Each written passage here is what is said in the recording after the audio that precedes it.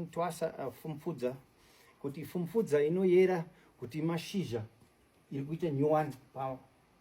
Oh, yemiti yes. Saka inoyera kuti miti dziri kurongedza kuti ari kuziva mvura iri kuuya. Ko munda dzewano dzarongeka here fumfudza iri kubuda kana haina kuronga.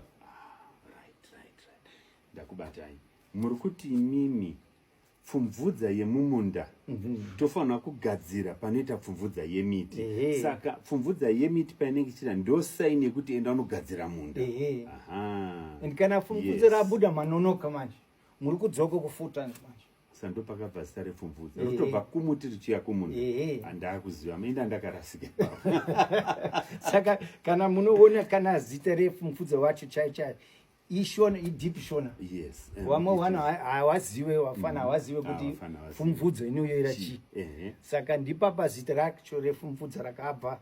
Jesu akanditaura kuti miti dzangu dzinoziva kubudisa mashizha achiziva mvura iri kuuya. Saka munda dzako magadzira here. Wopindura nekugadzira munda. Aiwa, that makes sense.